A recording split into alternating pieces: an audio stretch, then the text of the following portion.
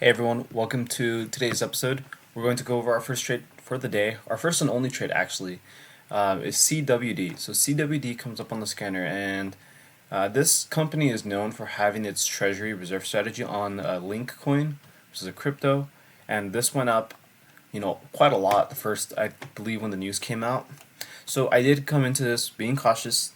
I did check daily. The daily, I did realize, okay, this is likely going to have some heavy bag holders, but upon the news, I was looking at, there was a double top, pretty much at 8, right here at 820, 816, wherever this line is, and I'm like, okay, if we're already over 792, I wait for a flush. I'm seeing that there's a lot of sellers at 752 on my level 2, and I wait until it breaks its new high. So I'm waiting till it makes a break of this new high of day, and it does, and I take my first trade there. I take 200 shares on the table, and as I take 200 shares, it dips down.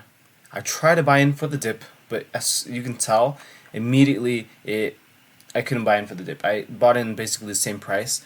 My averages were 794, 794, 795 for each trade. Well, actually, no, yeah, 200 shares were 794, and the last 100 was 795, and I was looking for a break over $8, and we got that break over $8 right on this. It was not a pretty candle, but I was able to exit out at 8.47 for a profit of 53 cents a share, and I got a profit of $158 on a day. So I'll show you right over here. Oh, wait, what am I doing? Making it complicated for myself. All right. Right here. There we go. That's the profit for the day. My average fills 794. So I didn't think this would be a stock that would go on for long, just because it's, there's previous days where it's still a bit choppy, and also backholders. So backholders are likely going to set it down. But I thought that would be a good idea to make for the break over $8. I didn't think that was a bad idea in itself. And volume is increasing right here on this 1 minute, so it made sense seeing this. So I think after this trade, I was like, all right, I'm done, and I took it off from there. And honestly, after yesterday, I should have walked away. And those of you guys that were on the live stream, I know you guys saw me make money, and then I give it back all in the first trade on JFBR. So that's 3 times in a row where I didn't really listen to myself, or I should have walked away. So I gotta keep doing that. But one thing I'm noticing that I'm picking the right stocks initially. I'm not really picking the worst stocks. Today was a bit choppy. I mean, there were some stocks that I saw even after CWD that didn't seem good to trade. So I don't know how any of you guys did. Hopefully you guys did really well. But I feel like my accuracy it's not bad. It's still within like high 60s. But what I thought about doing was, okay, what if I just take that one good trade of the day, a little bit bigger on size. It sounds counterintuitive on what I'm doing, but my issue was the over trading, and I feel like I'm over trading because I'm like, okay, I can go for more, and then that over trading leads me to loss. So there's 2 ways I can go about this.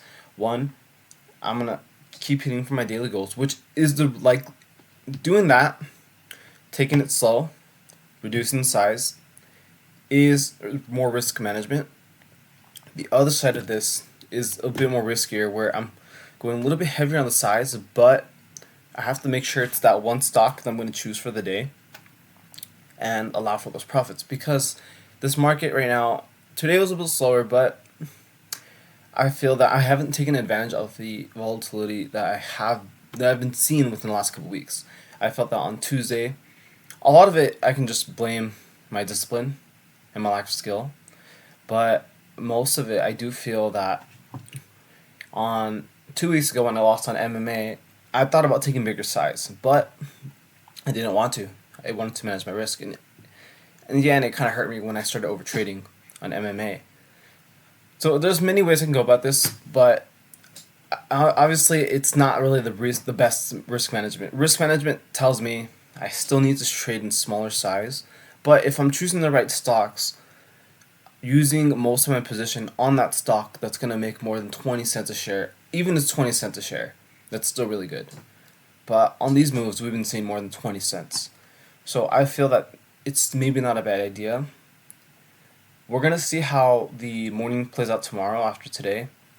Today I felt like it was a bit slower. There were some penny stocks that I likely could have traded, but I stopped trading around 4:10. You know, you saw here my last trade was a 4:06. I mean, it it was pretty quick. So honestly, when that one and done, when I get that profit, I think it's best for me. And I think I want to start approaching the month.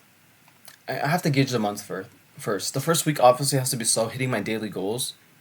But if I'm noticing this volatility, then I feel like it's not a bad idea to take the steering wheel, take advantage of that volatility, and then when I notice things are slowing down, that's when I'm gonna reduce size. I feel like it maybe could have prevented some loss, prevented some over trading, but I don't know. Let me know what you guys think. Right now, I'm only $32 down on the month, which is not what not what I was looking for, but I do think that this month is very, very recoverable. Um, I can definitely hit green. September, we've got, tomorrow, Wednesday, Thursday, Friday, and then Monday, Tuesday. So 5 days left in the trading month. And we can hit green. I'm not worried about that. But let me know what you guys think on how this approach is where, okay, my accuracy is good. It's like 68, 60. Let me look at it. Just so I'm not throwing that number out of my ass. I'm using last month's data. But let me see how this month is looking. So go to calendar. Go here. September 1st. Go to detailed. So my average winning trade is $80 on the days I'm actually winning. And I noticed some of my days have not been at $60, and this is because of the volatility. I'm getting more than my daily profit that I set for myself. But my percentage of wins is 73%.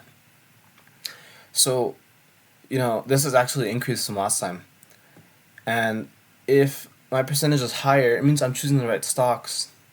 That means I'm more willing to take a bit bigger size, if not most of my position. My account isn't that big, but taking, depending on a $3 stock, I could take about 500 shares. I could take about 800 shares, and I would still be really good at 20 cents, and that'd be 160, and that'd be perfect. That's taking advantage of the volatility, if you guys understand what I'm trying to get at. And on slower months, I could approach it like how I did August, where August I was going slow, taking my daily profit. If I didn't hit it, that's fine. I just reduced my size, and then I was sticking at 100 share size in August. So all my winning days, pretty good. I set my daily target for $60. My average winning trades are down at $80. I'll show you guys my daily calendar so you can see. I know my largest loss isn't the prettiest.